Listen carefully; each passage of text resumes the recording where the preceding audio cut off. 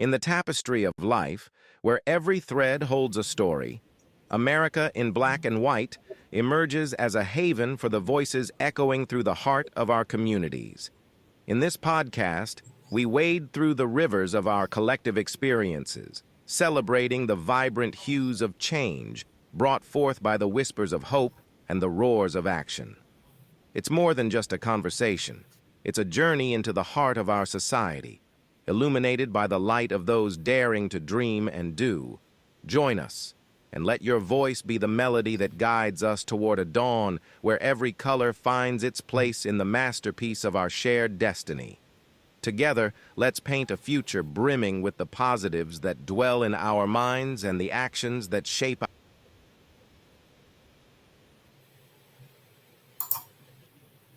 Good evening, ladies and gentlemen, and welcome to another episode of America in Black and White. Tonight we have a very special guest. We've got Mr. Derek D. Lee as our guest tonight. Derek D. Lee was born and raised in Akron, Ohio. After graduating from high school, he moved to Columbus, Ohio to pursue a degree in agribusiness and applied economics from The Ohio State University, where he graduated with honors. Following this achievement, Derek had an epiphany that propelled him to obtain a master's in special education, during which he was recognized for his outstanding research contributions. Currently, Derek is a doctoral candidate studying organizational leadership, having received several academic awards for his innovative approaches to leadership in education. Derek's main goal is to reimagine academic instructions for Black K-12 students. He has led several notable projects, including the development of a comprehensive intervention program for at-risk students and a research study on the impact of culturally responsive teaching methods in urban schools. He is currently the Director of Student Affairs at the Academy for Urban Scholars High School, the education arm of the National Center for Urban Solutions Enterprise, serving over 700 scholars in 4 cities around Ohio in special education and intervention. He is a Phi Beta Sigma Fraternity Incorporated member with accomplishments such as immediate past Great Lakes Regional Director of Education and the International Education Committee member. Derek also proudly serves as a board member of Pace Setters Unlimited Incorporated, a nonprofit committee nonprofit committed to matriculating Black and brown boys to excellence through exposure to historically Black colleges and university. Derek enjoys spending time with his family of 3 children, roller skating, and being active in the community. Ladies and gentlemen, I would like to introduce you all to Mr. Derek D. Lee. Wow. Good evening, everybody. Hello, sir. How are you? Man, I am doing amazing. How are you doing? I am excellent. Thanks for being a guest here on the show. Is there anything you'd like to add to your bio? Wow. I don't know. It's weird when you hear it read out loud. You're like, is that me? So it's just the way it was just written is in red. It was spot on and perfect. So I have no additions. It definitely covered everything. There may be some things we add throughout our conversation, but overall, spot on. Appreciate that. All righty. Well, then I appreciate that, and let's just get into the show then. And let's go directly to what you do as Director of Student Affairs. Can you describe your journey to becoming the Director of Student Affairs at the National Center for Urban Solutions? Man, that definitely is a journey. So I started off the educational journey, to be completely honest, by mistake. So I actually, as the bio mentioned, I have a degree in agricultural business and applied economics. So in my mind, I'm thinking I'm getting ready to be the next, Bill Gates business mogul out here, right? So I ended up landing a job in that profession and completely didn't like it. I hated it, for lack of better terms. So what ended up happening was I ended up quitting, and I was like, I got to find something in between. So I actually have another fraternity brother who was like, hey, come work with me at this residential facility. He was like, it's third shift, and you're watching the kids sleep to make sure they keep themselves safe. It's something you can do for income while you're trying to figure out your next move. So I took the job, but unbeknownst to me, they put me in the actual day part, the school part, and not the residential facility part. So I took the job, and I was a qualified mental health specialist, so pretty much a behavior aid in the classroom. And one day we were having a really big visit from a sponsor, and the math teacher for that particular class I was in didn't come to work that day. So on the fly, they were like, hey, Derek, could you jump in there and teach math today? And in my mind, I'm like, I've never taught math a day in my life. I just happen to be good at it. So, but I've never really taught it. So I got in the room and I just kind of winged it. Like whatever came to my spirit and my mind to do, I just did naturally. After everything went really well. Afterwards, I got pulled to the side and they were like, have you ever thought about becoming a teacher? And I'm like, man, are you serious? I'm never be a teacher, man. These teachers don't make enough money. They get disrespected. Like, the whole stereotypical gambit of how people do not choose education. So I just dismissed it. So then literally like 10 people within days of each other that never met each other said the exact same thing. Is for me, I'm tapped into the spirit. So and I try to let Jesus be my light, my guide and my light. So I took that as divine intervention, said, you need to get in this space. So that propelled me to get into education. And then from there, I worked at some charter schools. I worked in a big district here in Ohio as well. And then I really felt like my calling was to have more impact, to really be in a space to systematically change and disrupt education. So what I did was I went back to the charter space, and I started off as an intervention specialist. That person that's working with special education students. And I mean, I have them reading and doing math and just no expectations, but the high expectations. So that kind of matriculated the attention of the founder of the company and was like, you're going to be the director of this program. So I got moved up to being director of special education for the building. And then from there, it was just more and more outcomes met, more and more titles bestowed. So I started off as the intervention specialist, then I moved to the director of special education. Then from there, I moved to what was titled the senior director of academics. So I got a chance to oversee and implement intervention strategies in the curriculum for all of our schools in our network. And then from there, it was like, well, you need to go ahead and just lead a school. So then I became a school director for 3 years. And then after that, I became to the new role I'm in now, which is director of student affairs. So what I do now is I oversee intervention on all levels for all of our scholars. So that's not only just for special education students, that's for our scholars that are not identified as special education at the moment. So we have a program called Multi-Tier System of Support, or MTSS, and that program is funded through our Title I funds that we're able to really provide reading and math intervention, as long as social emotional learning as well, just baked in the curriculum for all of our students. And I get a chance to really pick the curriculum, see what interventions work directly with scholars, but then I also have an opportunity to network and find partners in the work and bring those partners to what we do. So just overall, just an opportunity to really systematically change education. That's 100% what I'm interested in doing. Well, it sounds like it was just a natural thing that was just deemed to happen, and it seems like you're like really inspired for the work that you're doing. Absolutely, because again, I think education is the key. So my transparently speaking, my background I came from a single family parent home. My mom did have an opportunity to marry my stepfather, a little bit later on in life, but that didn't happen until later. So I was able to really be in spaces and force my way in spaces that I normally would have never been in, just because I had that background. So I was able to really use education as an opportunity to remove myself from all those at-risk spaces and behaviors. And I just truly believe that education is the way. It's the way out. And again, not necessarily the traditional 4-year school that most of us believe to go to, but other of us had to have some sort of education, whether that's the vocational route, whether that's entrepreneur route, whether that is just all the different type of routes. That's the way, and education is the key. So what are the primary responsibilities and challenges you face in your role? Man, I face a lot of challenges in this role, and they come from all different places. The number one space I believe they come from is just systemic. So when you're thinking about the school, there is a conceptualized way that people view education and how they believe it should be ran, and that is really just embedded in people's mindsets and perceptions. So when you come to the table with a new idea, a fresh idea, it sometimes can get met with some resistance.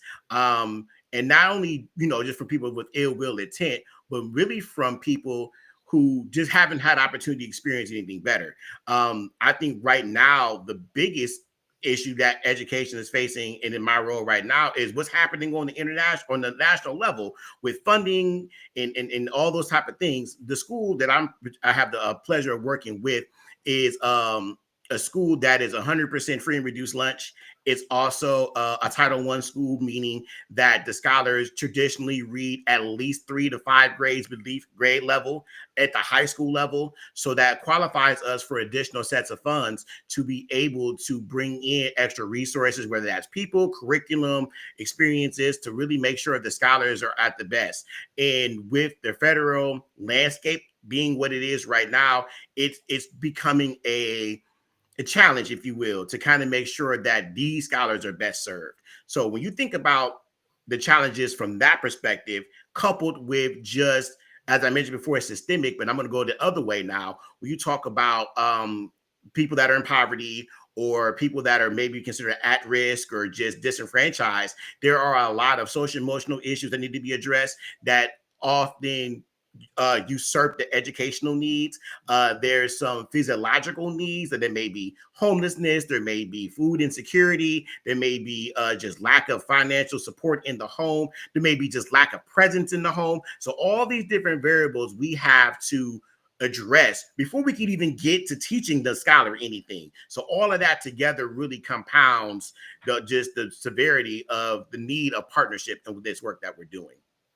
So let me ask you this, because you said something really interesting, and I know that a lot of parts of education are facing backlashes and so forth.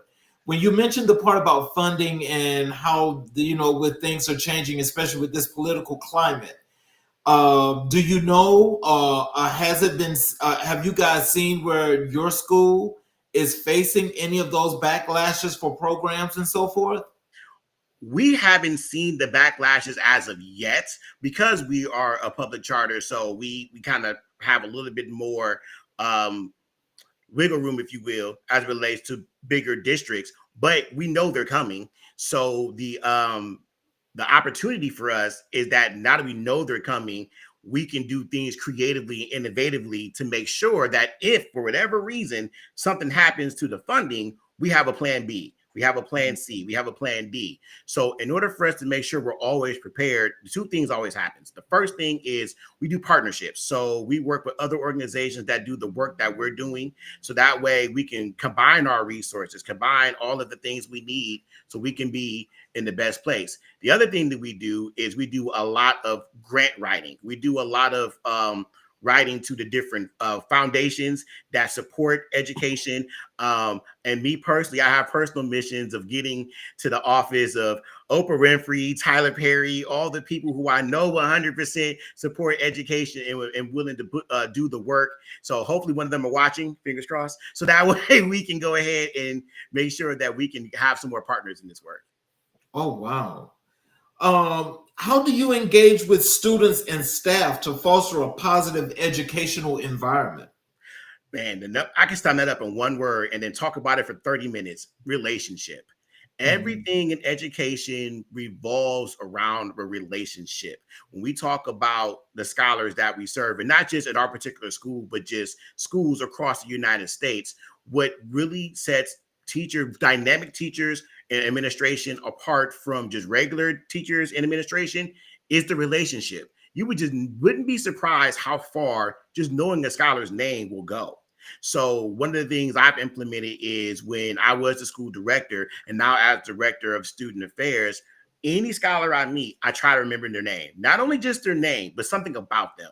So then when I see them next, I can recall that and say, hey, Johnny, you were telling me last time you were playing Madden. Did you get your season completed on Madden? He's like, wow, you remember that? And it can be a little bit cumbersome, but again, it builds a relationship. So Johnny recognizes that if I can remember those details and he feels that level of important, Johnny's going to come to me when he has these issues that he doesn't believe anyone else can solve. And that tactic alone has been one of my strongest strategies that's been the most successful in my entire educational career. Just knowing that the scholars knowing that there is somebody who knows your name, who really cares about you. And it's not one of those just, I got to do it because I saw it on TikTok and the teachers. It's not that type of situation. It's a genuine love for the scholar. Like, I'm interested in your prom. I'm interested in your future. I'm interested in, if you're making good habits and behaviors right now.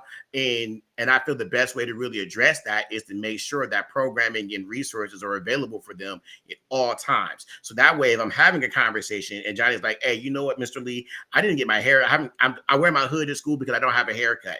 Oh, I got barbers that's willing to cut your hair for free. Let me call one of them up. Or John's like, hey, you know what? I'm off my game today because we didn't have enough to eat last night. Oh, I got a number to a food bank. Here we go, and get you linked up. So all those things are important, and for me, I believe it's just something that everyone should implement. Wow. I tell you, I knew that when I first got the opportunity to speak with you, that these things that you're talking about now, I can just imagine how your students and staff feel, because it's so personable, but it's also so authentic. Can you tell me, this is one thing I think we also spoke about, but I'm going to ask you this anyway. What is it about the state of Ohio with these wonderful programs that are really helping the marginalized and underserved communities? I mean, what is going on there? This is really happening, because I told you about another individual that I spoke with that's at one of the other universities that has a program. And this is not happening all over the country. What is going on in Ohio that's making this happen? Well, I think it's just, me personally speaking, I think it just speaks to the culture of Ohio. We always have been politically, Ohio is a swing state, right? So really always kind of being in tune with what's going on. But sometimes just kind of making sure that we're doing the right thing at any given time. So in Ohio, it's coming from a vision from our CEO and CFO, Mr. and Mrs. John Gregory.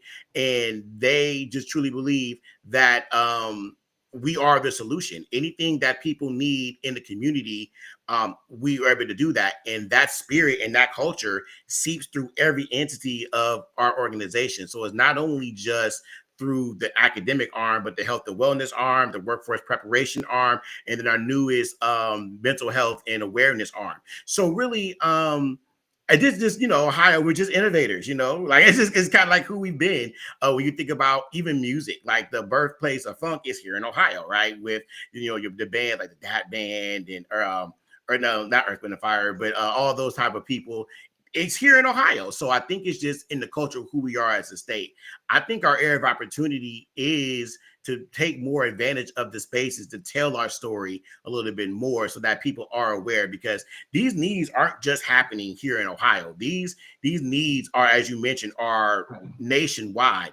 And we have opportunities to partner with the right people in the right places to make sure that the people that we serve are properly serviced.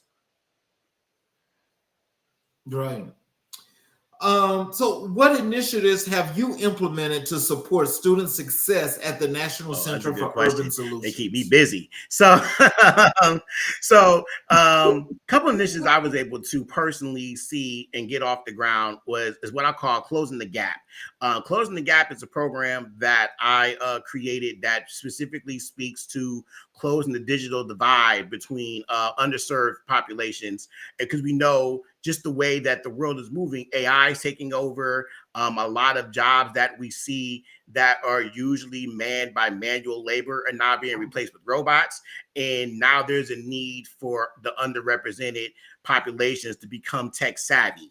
in order to be able to maintain in that space. So my Closing the Gap program is a partnership that I wrote with some of the local industries around the Ohio area, and they provide us resources so we can not only buy new laptops that we use in our regular educational programming, but we also have purchased industry recognized credentials. And that's what make our schools just a little bit unique than other schools. We are moving towards career technical education.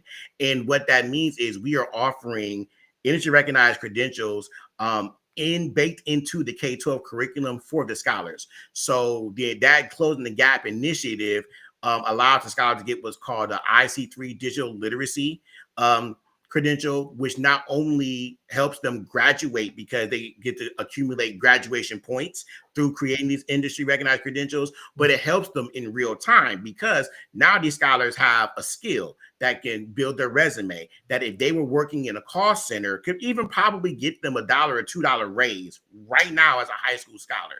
And that's one of the things, summing up, we talked about before. One of the biggest things that really has made us impactful and just a really good strategic move is relevancy. A lot of the scholars that we serve need to know right now, if I'm going to learn this right now, how can this impact me in 10, 15 minutes? Because that's where a lot of the disconnect occurs in education. If you're in the classroom, you're teaching Shakespeare and sonnets, and that's good to know, maybe a good party trick, but the reality situation is your knowledge of Shakespeare going to get you employed as anything in your career space. So that's another one of our secret sauces. So another initiative I got a chance to really implement and see from beginning to execution is our after school program. So again, we recognize and realize that scholars in the demographic that we serve find themselves in trouble between the hours of 3 p.m. and 6 p.m. That's the time they find themselves and getting themselves in them situations they should not be in, right? So we thought it'd be a good idea to create a program that keeps them after school, that allows them to not only get additional tutoring, but they will also be able to earn another industry recognized credential and operate and flow from a club standpoint. So our 21st century after school program allows our scholars to compete in OSHA certified sports. So that's basketball, volleyball, track and field, those things. But we've also been able to, again, as we're disrupting education, we have our own esports team. So that esports team not only gives an opportunity just to play the video games they love to play anyway, but they also get to compete on behalf of the school on a national space in the games they love to play. While they're doing that, they're getting exposed to all the careers that are associated with esports. I know a lot of sometimes us millennials and beyond believe that video games is the thing of the past. It is not something that needs to be 100% taken seriously, but there's a whole gambit of careers that are connected to esports. I'm talking agents, physical therapists, lawyers, all types of careers that just come from playing the video game. We're also talking graphic designers,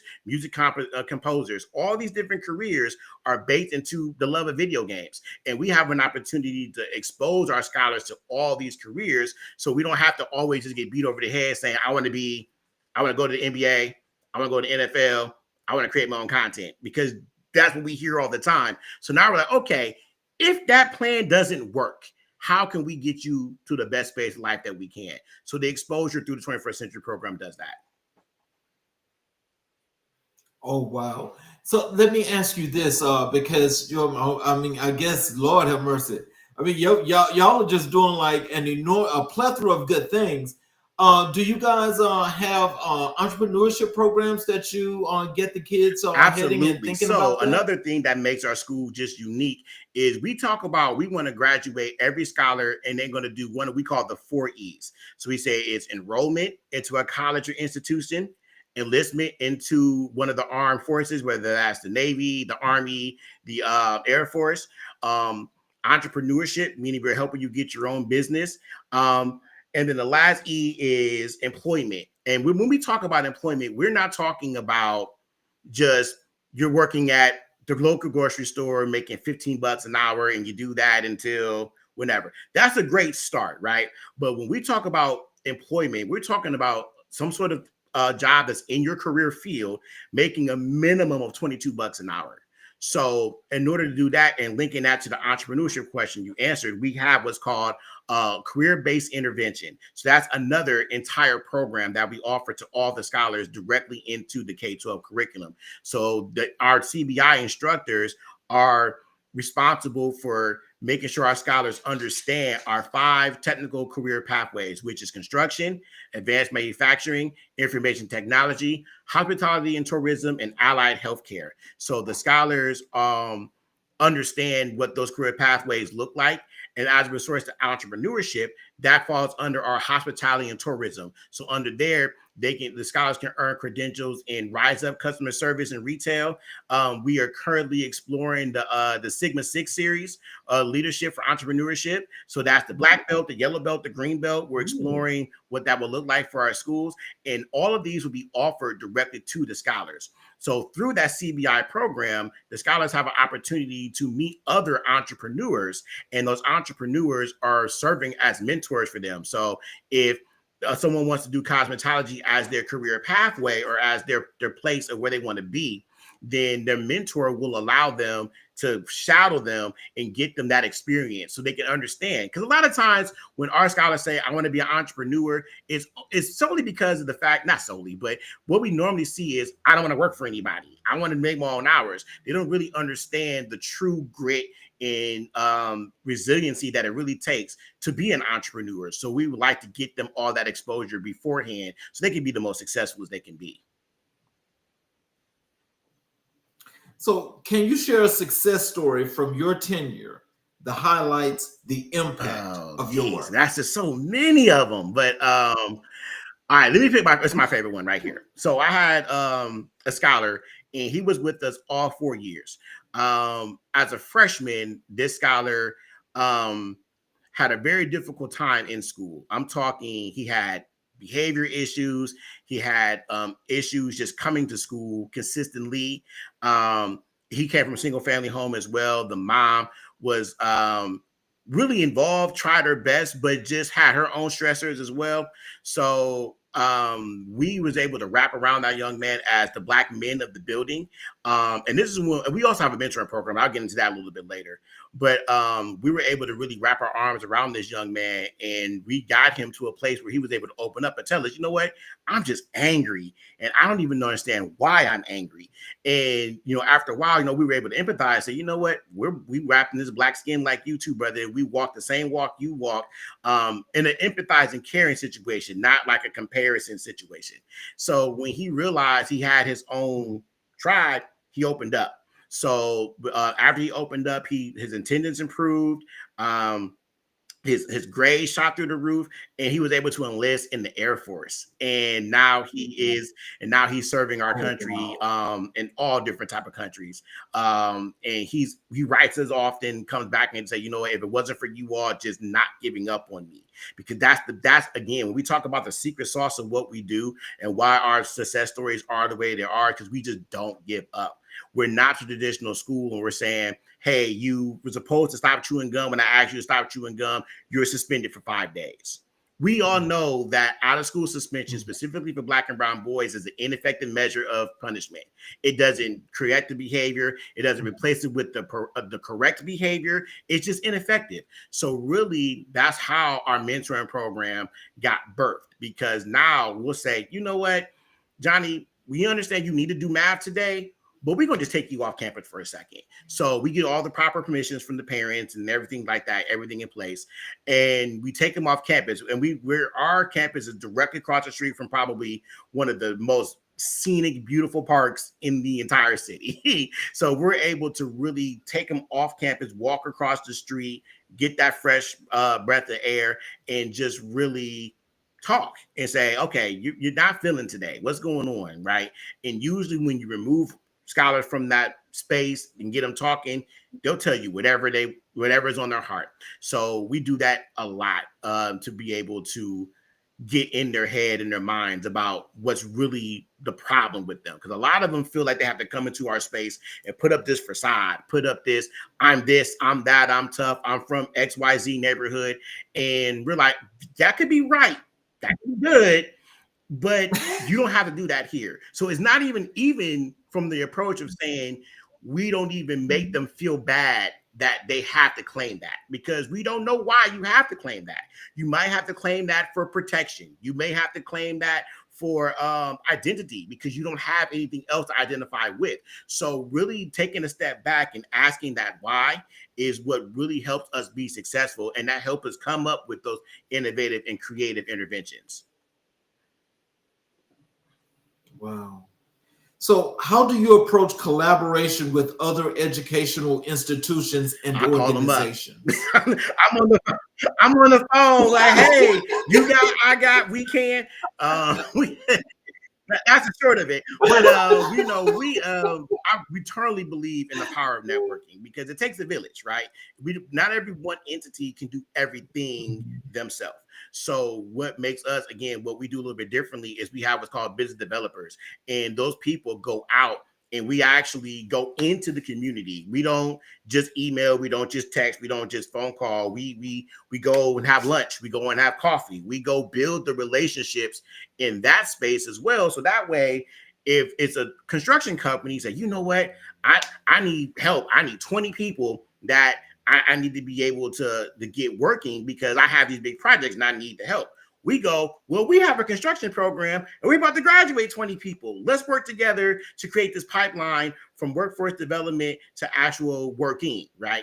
And that just is the common core and thread of what we do amongst all our entities. And really, when we talk about the scholars, we partner with anyone we can. We partner with mental health facilities. We partner with other Black-owned organizations or the companies that are looking for internships. We like for our seniors to get those work hours and that internship experience before they go ahead and leave us through graduation. And just pretty much anybody who's willing to sit down and have a conversation, I'm confident we can figure out a way that we can work together in this great work, because there's just so many different pieces that need to be addressed. And that's where it's going to make schools more innovative in the future, if we continue to position ourselves to be holistic in our approach. It makes no sense to work with Johnny in the microcosm of our school and then place him back in the chaos that created him that way in the first place, right? So we have to be able to holistically work with Johnny, but then let's make sure we can work with everybody that touched Johnny as well. So that's grandma and grandpa and aunt and uncle and cousin and brother and sister. Anybody around him, we have something for them. So as I mentioned before, we are a high school and we work with high school students, but we have an adult education program as well that starts from 22 and up. So literally between the ages of 14 to 114, we can get you a high school diploma, as well as these industry recognized credentials, as well as job placement and job training. Oh, wow. In what ways do you advocate for underrepresented students in your role? Advocacy is part of what we do. You got to show up, man. So when we talk about advocating for our scholars, specifically in my role, I have a list of POs that I've worked with in the past. So if any of my scholars come to our school that it has a probation officer, we're calling. We're having a conversation. Come have a team meeting with all of us so we can all game plan to make sure this scholar's going to be successful. So any other third party that the scholar has in their life, whether it is that PO or it's the a mental health counselor, or if it's a praying grandmother, we don't care who it is. If you're in Johnny's village, we want you a part of the table. So when we talk about advocacy for those scholars, when those scholars that are on probation or they're on probation and they have to go to court, we go to court with them. And we go to court and we bring all the documentation. We bring their attendance records, we bring their grades, we bring if they won any awards, we bring all of that. And we go to court with them. So each of our scholars have what's called an engagement coach. And that engagement coach is personally responsible for knowing everything that's going on with that scholar. And from my role, I get involved as well. It's hard for me not to, right? When you're passionate about the work, I want to do my part as well. So we advocate from that space.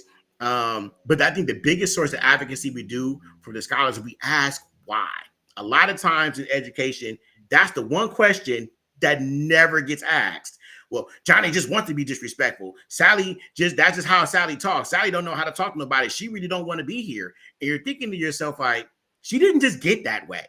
Something happened to make Sally that way. So asking that powerful question of why allows us to dig deep, unpeel that onion, go through all those layers, and then once we see what the issue is, now let's put some resources on that. We can see like, hey, Sally, has a quote unquote attitude because she feels inadequate about her hair. Okay, boom, let's go get Sally's hair done. Some of our teachers have even taken a Friday and had the scholars come in on a Friday, because we are a 4-day school week as well. So Fridays is used as teacher planning, but also as intervention day. So if a scholar's falling behind, they come on Friday, or we just really going to work with a scholar one-on-one, we have them come to on Fridays. So we'll have scholars come to school on Friday and come in the office and shut the door and be like, all right, we're going to go ahead and twist you up real quick because we know this is affecting you. And while we're doing the hair, you're having the conversation. So we essentially really transform into second set of parents for our scholars. Oh, wow. I love that. God, I love that. That's a model that should be used all around the country. It really is. What trends do you see emerging in student affairs within urban educational settings? Woo! You're asking the deep questions today. The trend I'm seeing, and I'm not gonna get in trouble because I'm gonna speak the truth. Over identification of Black kids in special education. That is the biggest trend I'm seeing from my role. Too many scholars are being diagnosed specific learning disability, or too many scholars are being diagnosed emotionally disturbed because, unfortunately, they've met an educator, they've met an educating team who didn't have all the tools and resources and strategies to really work with that scholar. Now, I'm not saying every single one. Y'all don't want to speak in absolutes, but what I am saying is that we do understand minority students think differently. They have a different lived experience. We're not monolithic in our experience. So the educators have to be just as diverse and just as multifaceted as the scholars that they're teaching. And unfortunately, that's not happening for me. That's not happening for a myriad of reasons, right? We were talking about a lot of educators just leaving the profession altogether, which means it's creating this national teacher shortage. So now districts are literally just kind of clawing and scratching to find educators. But in the midst of clawing and scratching, we're not getting the best, versus other districts who have stronger practices, stronger policies and things like that in place, are getting and retaining high qualified teachers. So really it all boils down to how can we best service the scholars. That doesn't necessarily mean the scholar has to have special education. Now, there are some situations where special education 100% is what's going on, right? But the goal should be, once you have the special education services in place, let's walk you to a place where you don't need them anymore, or they just become your fail-safe. Like, if you need it, it's there, right? And not the crutch. So that's one trend. That's one alarming trend I see from my space. And another one I see a lot is I just see the lack of cultural responsiveness in the educational staff, and as well as some of the administration. And this is a global issue, just because I think people come to the table with their own perceived notions about scholars, whether they're Black, Asian, Hispanic, whatever diversity. And it's a situation where we just have to be a little bit more sensitive. And when we say culturally responsive, it doesn't necessarily mean you're that teacher that now has to use Gen Z slang to make sure that scholars understand you. It just needs to be more sensitive and just aware. Like, for example, I was working with Muslim students one time, and then I was working with the parents. And, in Muslim culture, sometimes you don't speak directly to the woman; you speak to the male of the household, right? That's culturally sensitive. But if you didn't know that, you're going to try to talk to that Muslim mother, and she's not going to say anything, and you're going to be like, "Well, don't be disrespectful. I'm talking to you." Versus you understand, like, oh, you know what? You may not talk directly to men, or you may not shake the hand of man. So you have to be cognizant and understand that. And that goes across all cultures. So it's not just, ethnicity culture. It can be familiar culture. You can we can work with a scholar whose family culture is we just yell. That's just who we are as a family. We yell. So when you're talking to the scholar and the scholar is yelling, that doesn't necessarily mean they're being disrespectful to you. That just means as a family, this is how they communicate. But it takes the adult or it takes the staff member in those situations to understand and ask that why that we talk about and go, oh, wait a minute. I met the mom, I met the grandma, they all yell. They may be yelling because they're used to yelling. Okay, cool. Now I can now manage my expectation and be like, okay, they yell at me. They're not yelling at me. They're just yelling because they're used to yelling. But I can now use that as a learning opportunity to teach them a better way and say, you're yelling right now. And I know you don't mean to be yelling, but could you come to like a 4.5 for me? I use humor a lot too in the classroom, and it helps me because it gets us all laughing, and now I can really be impactful. So just cultural responsiveness and over-identification are the two trends I see the most. So how do you measure the effectiveness of your programs and initiatives? Well, we got to be the right way to say things the correct way, and through outcomes and understanding. Like, if you're in school, people got to graduate. So that's how you measure the effectiveness overall. Is just your quantitative outcomes. But then also, I don't want to be remiss and not mention the qualitative outcomes as well, because those mean a big thing as well. So if you have a scholar, and I have one I'm thinking right now, we worked with her for about 2.5 years. When I tell you that first half of a year, I probably heard her spoke once the entire 6 months. Like, she just wasn't a talker. She just did nothing's wrong. She just wasn't a talker. So it took her, and now she's a graduating senior. So it took her until this year to really come out her shell and talk to people. And she's a very intelligent, very funny, very artistic young lady. But again, if you don't understand that or understand that you have to kind of wait and put the pieces together, you would miss that. So yeah. So what advice would you give to aspiring leaders in student affairs? Be knowledgeable. And I gotta say this carefully because this is something I personally struggle with. I'm a nerd in real life. I tell people that all the time. So I love to learn. So if I see a PD, I'm signing up for it because I want all the knowledge. Higher learning, Ice Cube. I want all the knowledge, right? So but really, when you're becoming a leader, it's not only about you having all the knowledge, it's about making sure your team is equipped with the same knowledge. That way you all can be more effective in your approach. So for me, my advice to a new leader in student affairs is be knowledgeable, but not only about all the different ins and outs of student affairs, but knowledgeable about your team. One of my mentors shared with me that when you become a leader in education, when you leave the classroom, the people you lead become your classroom.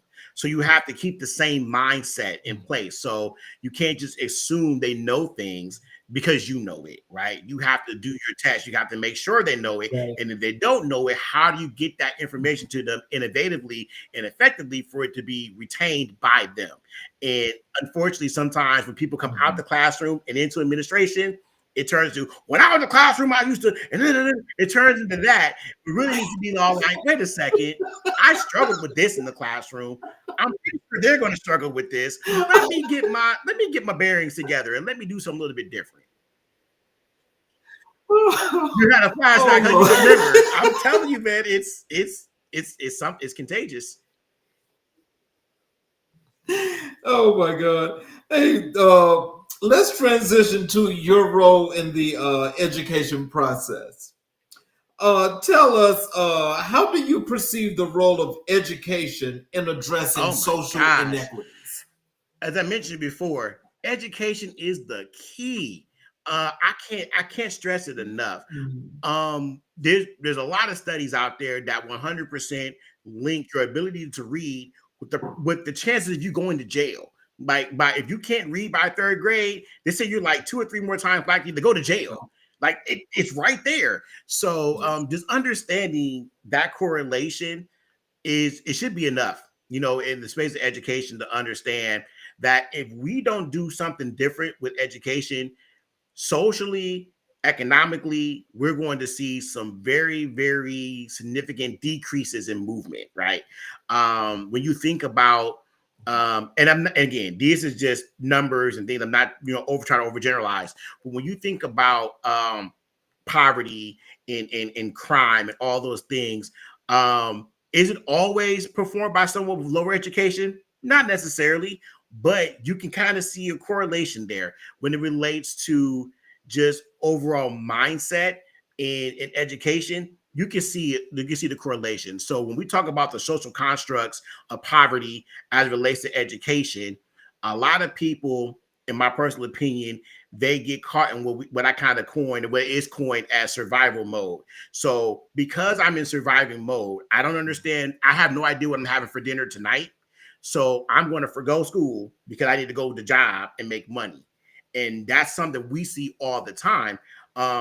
With the scholars we serve, they'd rather go to work than to come to school. And when we have the conversation, the very honest conversation as to why are you choosing to go to work over coming to school? Like, well, school's not putting money in my pocket.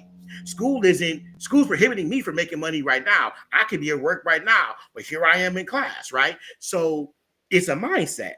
So just like we know poverty is a mindset, all of this kind of connects together. So when we talk about education being the key out of that, we always say you're going to have to learn something, right? And it doesn't necessarily mean the 4-year college. You don't have to go that route, but you have to learn to do something, right? And that's usually done through high school, vocation schools, on the job training, even. Like, there has to be some sort of learning that need to be done. But really, in my opinion, the thread beneath all of that is just the mindset and the curiosity to learn. I think a lot of underserviced populations like Black, Hispanic, those things, they've had an adverse experience with education. And that's why it's like, And then you think about, what is the source or the root of that adverse situation? Is it someone telling you shouldn't go to school because you're not going to need it? Is it the teacher, the proverbial teacher, as most rap people say, that told you wasn't going to be nobody? Like, it's like, what is the root of this adverse educational experience? And I think once we figure that out and really address that, then they'll really know that, okay, I got to learn something, whether I'm watching a YouTube video about it, whether I'm reading a book about it, whether I have a mentor who's telling me about it, I'm learning something. And all of that is education.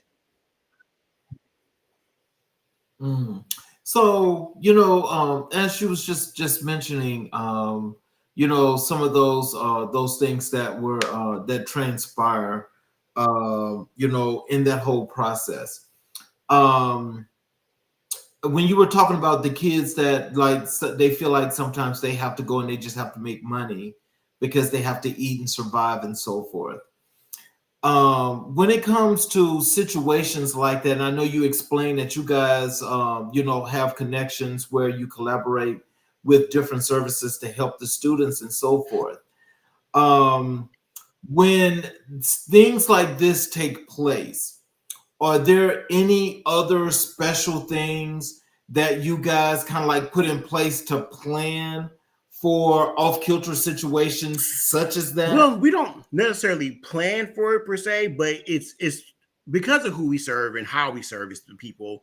It's almost expected that you're going to be able to do that. So we don't necessarily plan at the moment. We're currently exploring a brief kind of survey, if you will, that when we enroll scholars into the district that they'll take, so we can get a better snapshot and be more preventative than reactive as it relates to any potential things they may run into as it relates to mental health issues, food insecurity, homelessness is a thing as well.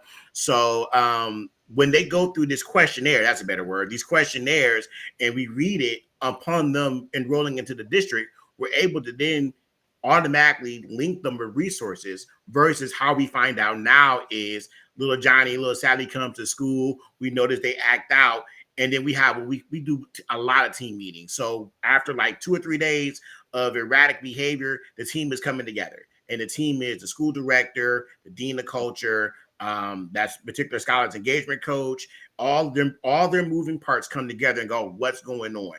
And then we ask that why. Like, okay, they were cool the first day, but now they're not okay. What's going on? Does anyone know anything?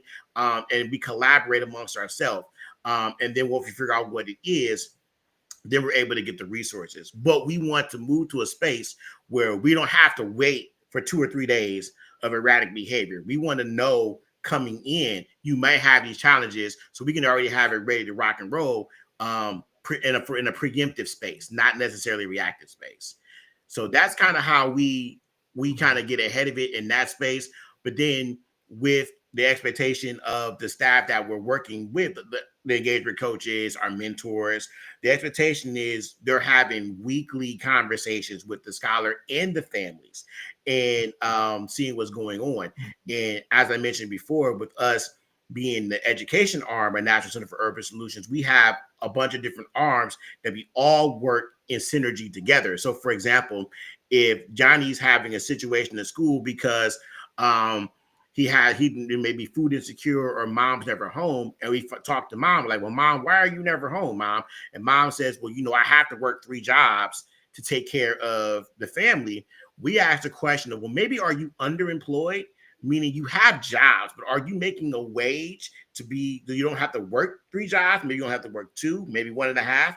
And if mom says no because she doesn't have a high school diploma, or no because she doesn't have any employable skills, we link with our in-house, with our NCUS workforce and NCUS tech. So we say, hey, mom, we can get you a better career because we can get you this credential too. So all the credentials that we offer to the scholar, we offer to the family as well. And most of them are free of charge because we are doing, as I mentioned before, doing the grant writing and the partnerships. So we're able to really offer these to the community free of charge. So mom can come to NCUS Tech, get the credential, get the high school diploma if she needs that, get the job placement training. Mom can now have a better job making at least $22 an hour. So mom doesn't have to now work 3 jobs. She only work 1. Now Johnny can come to school more often because Johnny doesn't have to stay home and watch the kids. Or Johnny doesn't have to worry about food because the money's running low. Mm-hmm. So can you talk about the importance of community engagement in the educational process?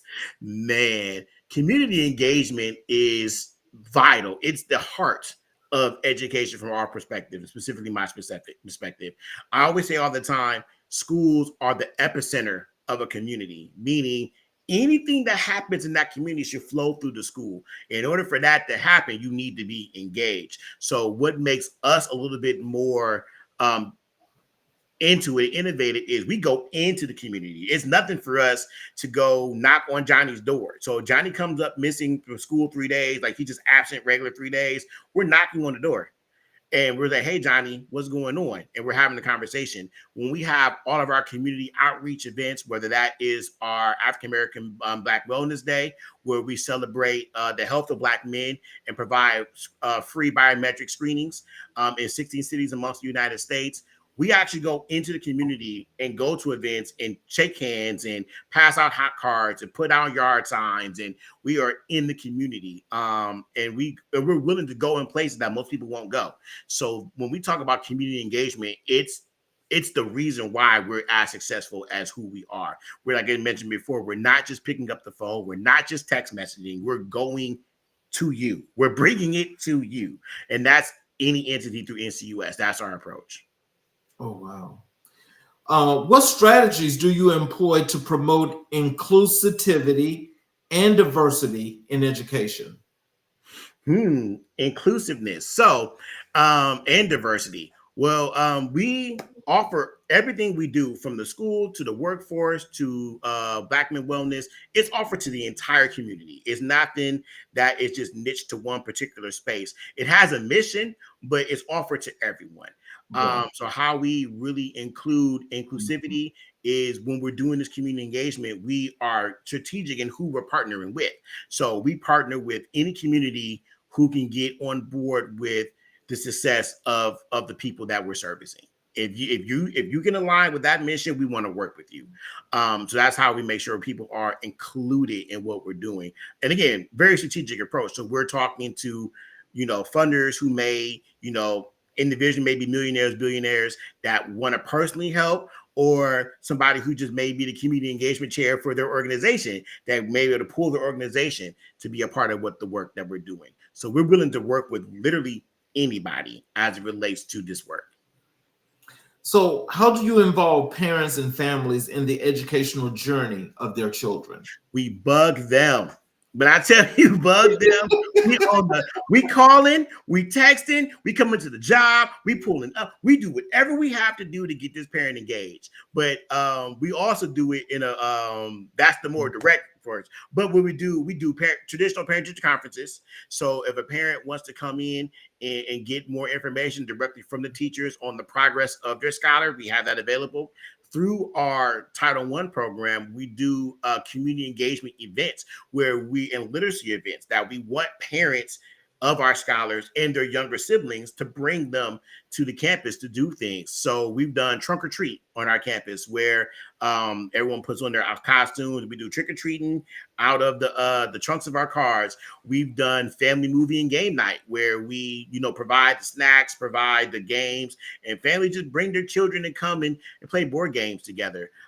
We do a lot of community engagement bashes. So we do pop-up barbecues. So we'll go to a certain park and everyone come grab a burger, and we do some type of things like that. We'll do voter registrations. We do all types of things to get the parents engaged. Because again, another myth that a lot of people believe in education is that the parents do not want to be involved in their children's academic progress. And that's just not true. They have barriers as well. And their barriers can range from as minimal as I'm working. So when you're having parent-teacher conference, I'm at work, I can't come. Or as more diverse as they themselves have a school aversion. And because they have a school aversion, that trickles down into their scholars. So they're not coming because they themselves feel uncomfortable. So all these things have to be considered, and goes back to what we were talking about earlier with the cultural responsive practices and understanding these things, so that way we can come up with solutions to keep the parents engaged. What are some common misconceptions about the role of student affairs in education? A common misconception that we don't do anything. Literally, when you talk about student affairs is literally covering all aspects of the scholar's experience. That's academic, that's behavioral, and that's social and emotional. You're covering every single aspect of the scholar's existence. So it can become very, very cumbersome because there's so many different fashions of what we do. Then there's also the depth of which we do it. So on one hand, I can be working with one scholar on behavior, and the behavior could be as light as the organization is off. They don't know how to take notes. They don't know how to use their technology, their school email, their OneNote. They don't know how to do those things. Or it can be as complex as a scholar having, not necessarily a psychiatric break, but hearing voices. And how do we connect that scholar with the proper resources to make sure that they are properly serviced? So that's just on that side. But then also when we talk about student affairs, we're talking about interventions, academic interventions in the classroom. So in the algebra room, we could be doing a different type of intervention, exploding dots, to make sure that the scholar really understands how to multiply, add, subtract numbers. But then in world history, we could be talking about these scholars are illiterate because they just aren't strong readers. So what type of interventions can we put in place, whether that is read out loud devices, whether that's guided notes, whether that's pictures? What interventions can we put in place to make sure the scholar can read? And all this can be the same scholar, or this could be 7 different scholars. So really, when you think about all the differentness and the different spaces that intervention covers, that's how it can become a lot to do. And then we haven't even talked about the administrative side of things, the paperwork, the notifications of things, and the progress monitoring of stuff. So it can be a lot to do. So the misconception is student affairs is we just be in the office, chilling. We're doing everything but. So how do you support faculty and staff in their efforts to contribute to student success? The best way to help staff in that space is professional development. And like I mentioned before, I'm the nerd, so I like to go out and see the conferences and the newest and greatest in technology, and the newest and greatest in educational pedagogy and instruction and all of those things. So as I'm learning those things, now I'm on these listservs and I'm getting all the information. My goal and my thought is which one of the educators that I work with hand by hand, side by side with, I can get them to that PD so they can be more effective in their role. So we support the faculty and staff through professional development. That's, big level, but then kind of more of a macro level, we provide them a space to really ask questions, and we provide them a space to, sometimes even mess up. Sometimes you don't get it right. Sometimes as an educator, you think this lesson you created is just the most amazing lesson ever created. And you get in the classroom and 5 minutes into the lesson, it's tanking. And now you're like, I don't know what to do. So my team is kind of intervention for them as well. We can help them say, hey, this lesson's really good, but did you do this as a prerequisite? Did you do this to make sure they were ready to do that? Right. So we just add the extra layer of support for the teaching staff. And I think they enjoy it because sometimes the teacher, you're a visionary, you see the big picture and everyone's going to get it and everyone's going to ride with me. But then when you're really in the moment, sometimes you skip a couple steps, and it's not because you're, negligent. Definitely not that. It's just because you're so excited to teach that you didn't see it, or just sometimes things are just better in collaboration. So there may be things I see from my lens that you don't from yours, and vice versa. There may be some things that you see that I don't, because if you're the content expert and I'm just the intervention expert, my goal and my hope is that, according to the standards which is supposed to be taught, is my goal to make sure you have all the strategies and tips to be able to teach it. Wow. So that means then you guys pretty much do like, the roundtable meeting, the meeting of the minds, and you do the plan and solutions. Absolutely. Every week we have, it's called a teacher-based team, TBT. And that TBT, that's where all the teachers go, this week I was working on, I'm gonna make something up. We're working on fractions. All my classes, only one class got passing grades. The rest of them didn't get it. Help me actually understand why they didn't get it.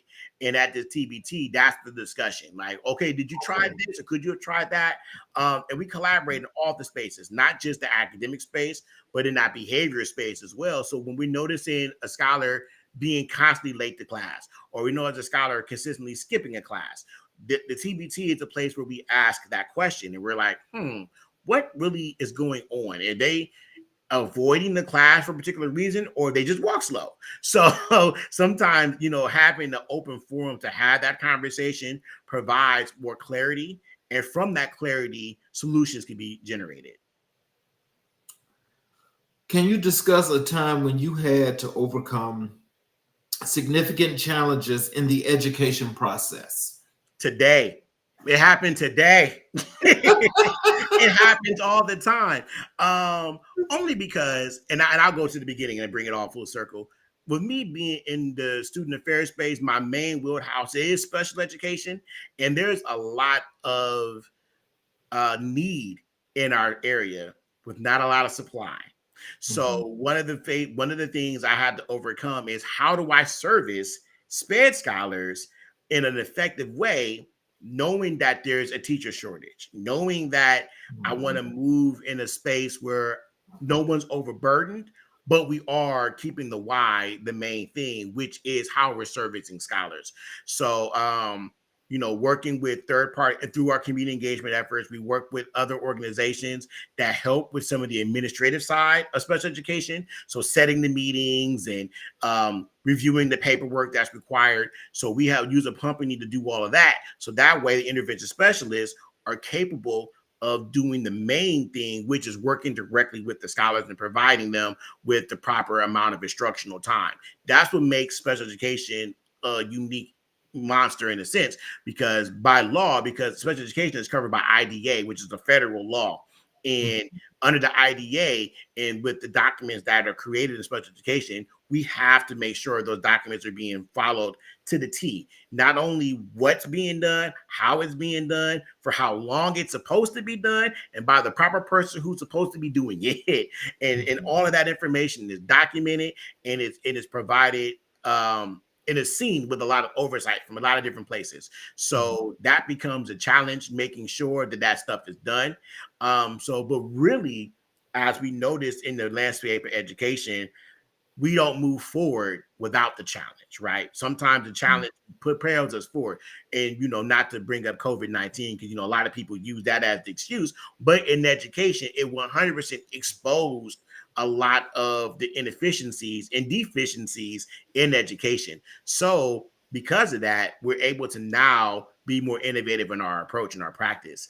And that's what I believe is where it's at. So when we talk about those grand challenges, the personnel challenges, and then just the overall landscape changing of the scholars that we service, like a lot of scholars, they're coming with such unique situations now that, a traditional teacher may not have ever experienced, or an intervention specialist may not have experienced. So that challenge presents opportunities for growth and learning.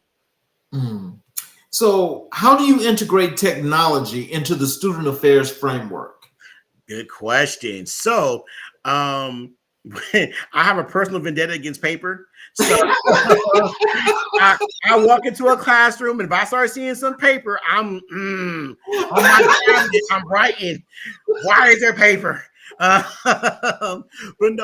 really incorporate technology just through everyday practice. A lot of our curriculum that we provide our school, we do on an online learning management system called Canvas. So the teachers have full autonomy over their Canvas course. They get to create their own videos, they get to create their own worksheets, they get to create their own online experience for the scholars. And each classroom is outfitted with laptops. So when the scholar goes to their class, they're able to grab a laptop and log into Canvas. We also provide, our school is a Microsoft ecosystem school. So we're able to provide our scholars with all the Microsoft tools. So they have Microsoft 365, OneNote, Teams, Word, PowerPoint, Excel, everything they have at their fingertips. And they also get a terabyte of space as well. So wow. So the expectation is that all of our scholars are creating their documents online, whether that is, their papers for English or their PowerPoint presentations. The expectation is that they are doing that in their cloud where it's saving. We even teach the scholars how to add the applications to their cell phones. So that way, if they're taking notes or they need to look at something real quick and they don't have their laptop, they have their cell phone that they're able to kind of look into. It's so important, especially with the scholars that we serve. It's important to make sure they have these skills, because how many places have you been in the last 5-10 years that allowed you to apply pencil paper?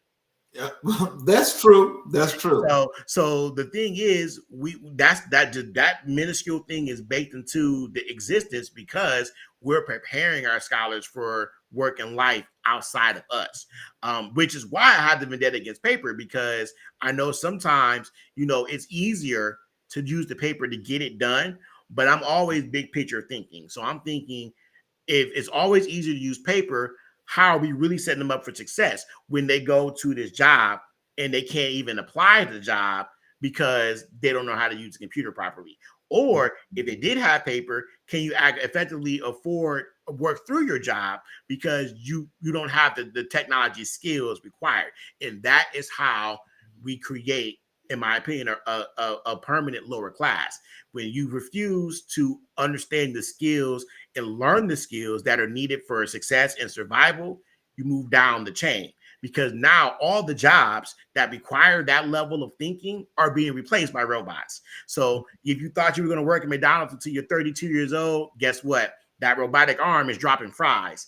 And now this touch screen is taking orders. So we only need 4 people to work this, because all you need to do is take the food and give it to the person.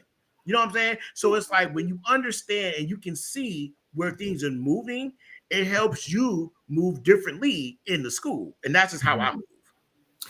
Mr. Lee, I want to ask you if you remember something, because, as you said that, it triggered something in my mind. Uh-huh. Do you remember when the occupier of the White House, after Barack Obama was there the first time, and he had this guy that was the labor secretary, that was the owner of the Hardee's I've got these two names. They got a name here on the East Coast and a name on the West Coast. But anyway, the guy that owned Hardee's was talking about firing the workforce because he said then, at that time, he said that people won't be having jobs. We're going to have computers and robots doing these jobs. Mm-hmm. And when he said that and letting the cat out the bag, they fired him. Do you remember that? I vaguely remember that. And I think it might have been a situation where he was probably spitting facts, because here in Columbus, we get a lot. We have a lot of Fortune 500 companies that are headquartered here. One of them being White Castle. I don't know if you knew that.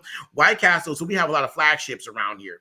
So we absolutely have fast food restaurants in Columbus that, if you look in the back in the kitchen, they do have robots dropping fries. We have grocery stores that when you order a cake and you put the cake in the machine and you punch in what you want it to say, and it draws it perfectly on the cake. And this is a robotic arm that draws it perfectly on the cake. Versus 10, 15 years ago, those were all jobs occupied by humans.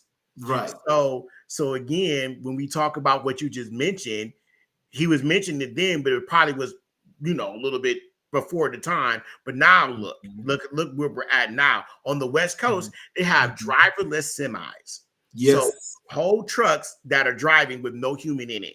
And when you think about it, when you think about Black men and people who are re-entered from into society, since they have that felony, they can no longer work quote unquote traditional jobs. So a lot of them go into entrepreneurship, and where they go is truck driving and CDL and box driving, right? So with this move of driverless semis, again, that's another profession that adversely impacts people who look like us that may or may not be here. But if we who see the vision right now, don't put things and systems in place to give people options, it's going to be here. And they're going to be like, well, I didn't know. And now it creates a different world of problems. Yes, exactly. Now, this is a real major question here, because you hit about some of some things about this before. But can you tell us what are the most pressing issues facing urban education today? The most pressing issues facing urban education today, lack of staff. And that's a pressing issue, because you can't effectively teach if no one's there, right? So if you don't have a teacher that you can make sure your school is in ratio, or even a teacher who wants to do it, right? A teacher who is interested in this profession, that can 100% adversely impact the urban population. Another thing that I think adversely impacts us is lack of resources. And again, it's systemic in nature, because a lot of funding in some of the schools, the public schools, is based on attendance. So if you have these social economic constructs that prevent you from coming to school, that impacts your attendance, which then impacts teacher morale, which then when you do finally come to school, now you're faced with a crotchety teacher that don't want to do it, and now you stop coming, and now the school don't get no money, and now you can't do what you need to do. Right. So it's like it's set up sometimes in a way for things to really just go the wrong way. So I think those two things really negatively impact urban education. And then some other things, like I said, societal issues. I know a lot of times when we see the social unrest of things, and just we don't know what to do, because we're not in spaces that are providing the information for us to know what to do, right? And I make this joke all the time where I say, I think it's important to know that you have the wealth of the information of the world in your pocket. And I don't think people really understand that. Like, we're quick to open up our phone and look up a recipe, or open up our phone and look up a YouTube video or a TikTok video we wanted to see. We do that instantly. But how many of us are sitting back and saying, how can I impact that? Let me look that up and see what I can do. Like that, sometimes that doesn't register. So I think when we approach this from a non-solution perspective, with the lack of resources and the lack of staff and just kind of overall sometimes the doom and gloom of education, that to me negatively impacts, because it just takes one negative encounter to completely derail someone's educational path. And to me, that's one too many. So, how do you envision the future of education in urban settings? It's kind of funny because this is where I think my company, National Center for Urban Solutions and the Academy for Urban Scholars, where we see it differently, and we see it. So it's kind of like, remember like in the 80s and 90s where the big push was go to college, go to college, go to college, go to college. Right. But before that, it was trade. So that's your carpentry, HVAC, plumbing, et cetera, et cetera, et cetera. We have now swung back to that. So in education right now, the push is more career technical education, but more so in the curriculum. So for example, if we're talking about algebra, we're not going to do like Pythagorean theorem and those type of things. You're going to get a real world problem based in construction. And can you convert those units of measure to solve that problem? So the way of education that I'm seeing is through workforce literacy and problem solving skills. Like if you can do those two things, I think education is going to just be better for everyone all around. And just that's where, when we talk about being innovative, that's where it is. Our scholars we work with now aren't really 100% interested in like traditional school. It's got to be fun. And the reason, and I think a lot of times we as the adults, if you will, don't understand that, because we've been trained. You go to school, you sit down, you listen to the teacher, you get what you need to get from him or her, you do your test, you bang out, you're done, right? That's kind of a very systemic method of education, versus the scholars that we're working with now grew up with technology and are constantly stimulated. So when you think about that, your education and your educational practices have to be informed and changed to match this growing different type of scholar that you're working with. But some of the teachers do not. They are stuck in teaching Shakespeare. I want to teach Hamlet. I want to teach this. And it's like, there's nothing wrong with that. You should know that, right? But you got to figure out your creative way to get Hamlet across to everybody. So, and again, I don't want to like slam teachers, because I was a teacher and I understand the graveness of the work that they have to do. But I also understand as a special education teacher, how we're programmed and how we're created is we're constantly differentiating lessons. Like my lessons can be about fractions, but I know these three need me to do add and subtract fractions. These three need me to know how to multiply and divide. These three got it so they can work independently. And I give the directions and everybody move, right? So as intervention specialists, that's just how we're through education and programming and things like that. That's how we're programmed to think. But the average educator is not that way. So that's an opportunity to really be innovative in education.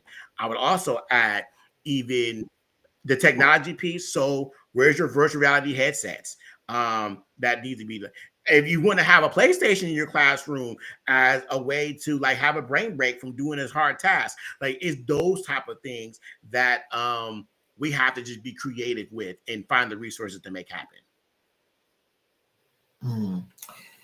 So actually, I'm going to have to skip a section, but I need to come down to, we do Black History 365. Yep. And when speaking to you, you mentioned to me that Martin Luther King, Marcus Garvey, and Booker T. Washington were the most influential Black historical figures that had the most influence on your career and your life. Can you tell us, how have the teachings of Martin Luther King Jr. influenced your approach to leadership and education? Whew. And then I'm trying not to cry on the camera because I get a little emotional when I talk about these things.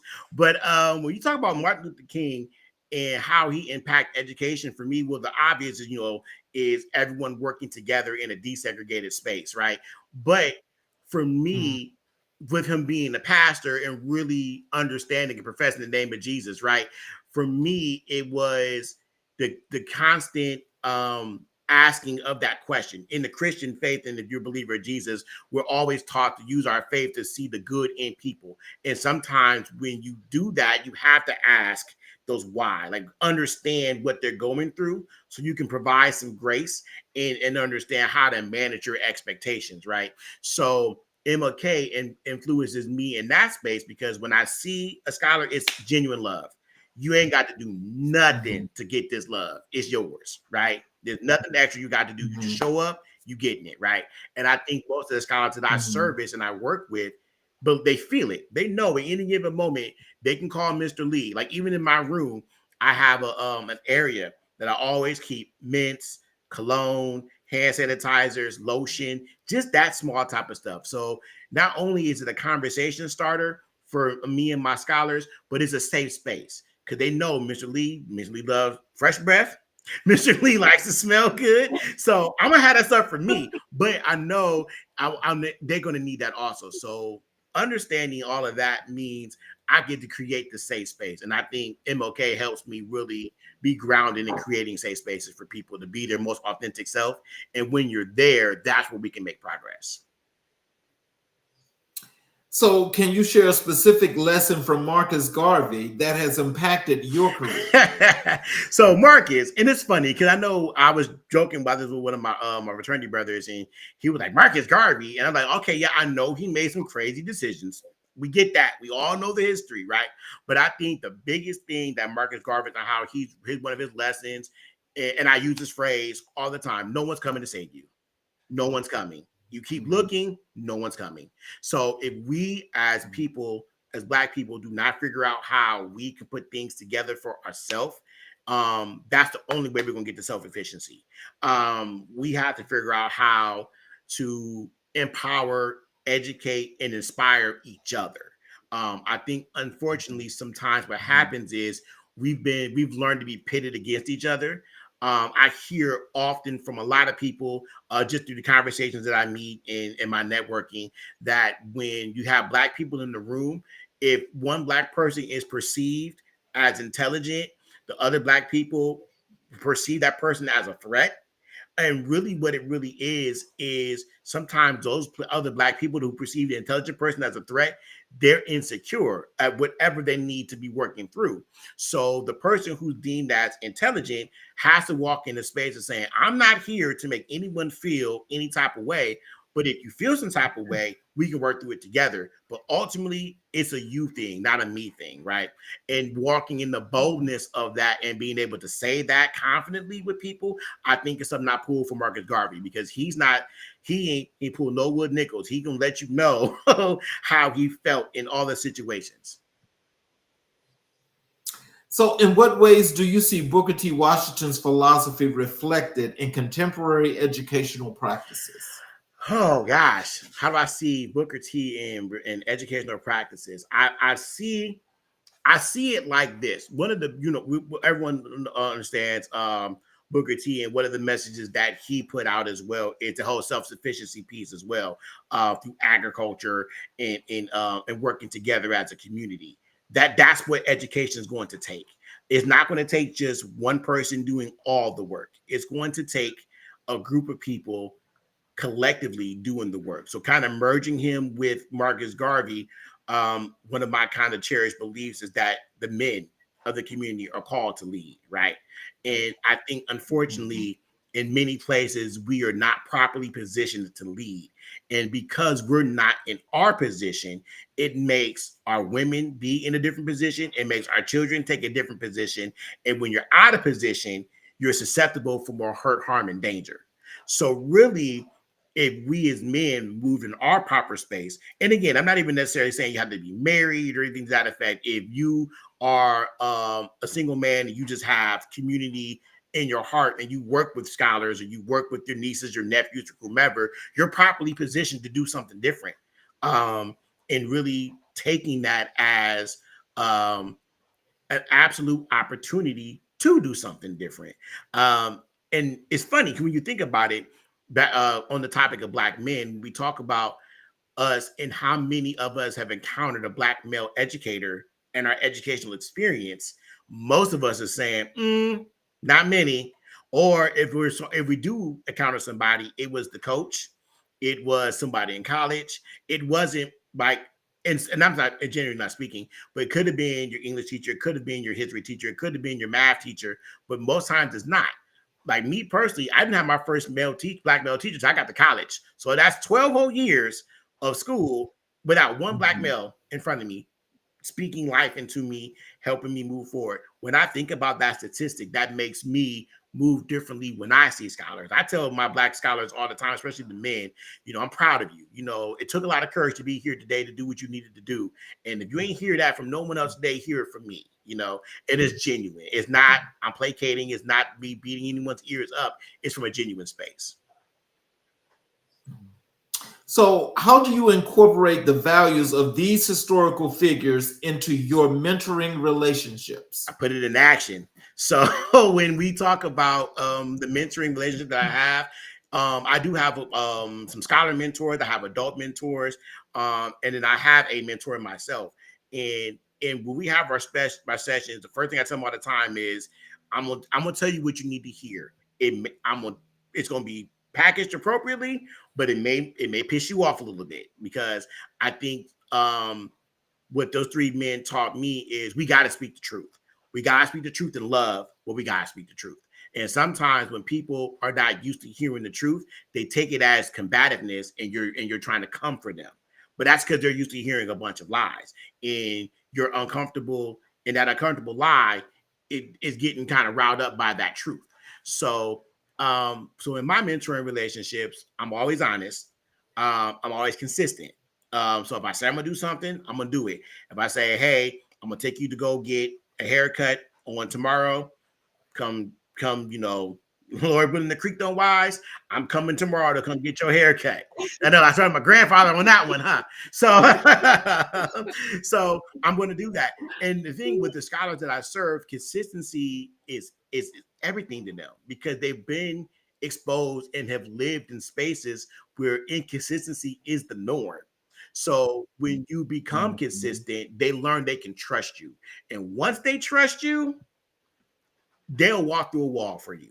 And that's all it takes. So when I think about MLK, I think about Booker T, and I think about Marcus Garvey, consistency is definitely another way they all connect and inform how I move, because you got to be consistent. You got to be consistent. You have to be authentic, and you have to just be knowledgeable. Like a lot of my scholars know that Mr. Lee know what he's talking about, because I can either back it up or with some research, or if I don't know, we're going to look it up together. So just always having some sort of an answer, even if you don't have the real answer, just hey, let's look it up together and figure that out together works.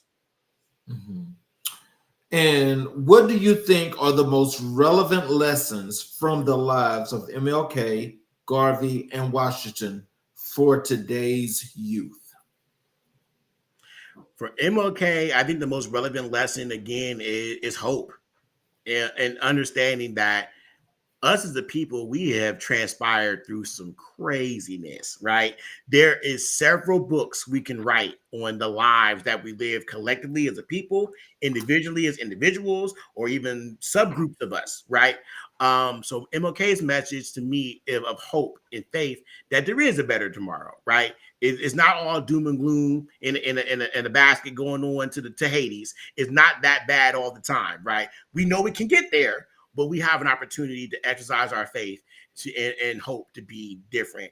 Now merging that with Marcus Garvey again, in order for the hope to work, you got to do something. Even when you talk about from Jesus and his teachings, he said, you got faith without works is dead. So that means you got to do your part, right? So again, I take that to understand that you're not going to operate and walk from a space of entitlement, but what you're going to do is you're going to think about what can you do, how can you be impactful, and walk in that and execute that. Even if you don't know how, you're going to do something. You're not going to just pull that I don't know card, no one taught me card. You're going to really try to figure it out. And then, like I said, merging with Booker T, again, just understanding that self-sufficiency is the key. So what can you do to save yourself, but then consistently save yourself? Like what can you do? What can you put in place to be able to be sufficient and efficient for years to come? And not just for you, for your kids, kids, and generations to come. So, in closing, if what words or what are some of the things you'd like to say to our audience in closing, as well as how they can follow you via social media, they can follow your website, how they can connect with you. What are some of the things you'd like to say in closing? Oh, well, that's great. Well, first of all, thank you for allowing this opportunity in this space to occur because, again, I think a lot of times we don't get a chance to hear from people who actually are on the ground doing the work. So I definitely appreciate the opportunity to kind of share my perspective and my company's perspective of what we do and how we do it. Um, Leaving and closing, I would say ultimately, if you can do, if you're in a position where you can work with a scholar, even if it's once a month and you take them out to lunch and you're just having the conversations with them, just do that. I think those of us that are in positions that we're blessed to be able to pay for a meal for someone, or we're blessed in a position to just give of our time, our energy. And I know it can be overwhelming. The kids are disrespectful. I get all of that. But understanding that every single behavior is rooted in the need. Every single one, right? And understanding from the place that that scholar or that person you're working with may give you that type of behavior because that's the only way they know how to communicate. And if you know a different way, help show them a different way. So I would say those things in closing. To get in contact with me, I'm real easy to find. I'm Derek Lee on LinkedIn.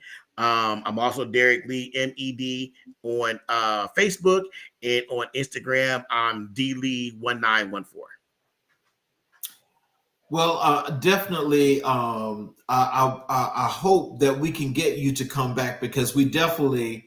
There's definitely a section I missed out that I know people need to hear more about the mentorship because I didn't get a chance to go through that section. But I hope that you would come back, and revisit us with some updates, and we can talk about a whole lot more. Absolutely. You tell me the time and I'll be there. All right. For those of you that are watching the show tonight, what you just learned from Mr. Lee is that we have education systems that are starting to build, that are taking off, that are moving in more than just one place, but they're expanding. In this expansion, and we know the situation that we're in today because the climate today is as worse as it's been in the last 600 years.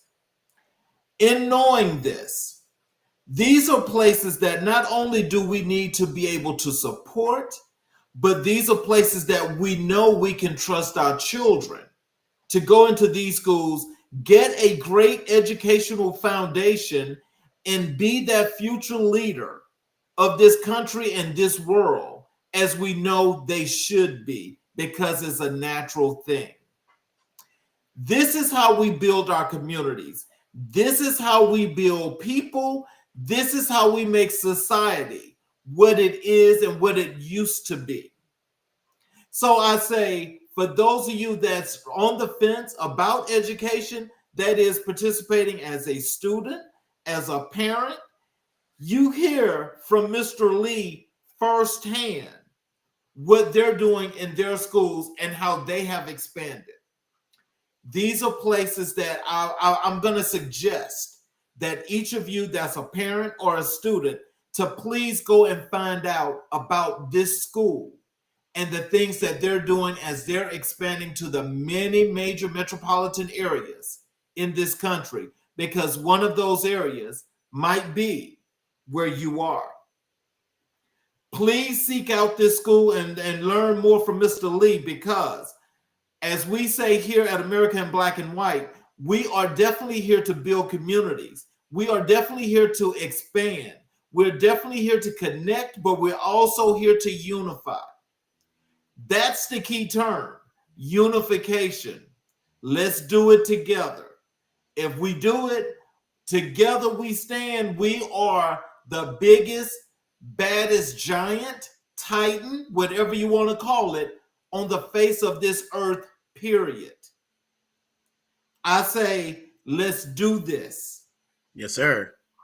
I want to thank you again, and I want to thank all those that are watching on the YouTube channel, because if you have not subscribed, I'm asking for your support. If you would please subscribe to the YouTube channel, as well as get the notifications, where you can watch wonderful shows like this when they first start, or you can go back and watch all of the shows that we've done, and you too can learn what it is to be a part of America in Black and White, as we foundationally grow our communities, expand them, unify them, and make them the power that they are originally and supposed to be.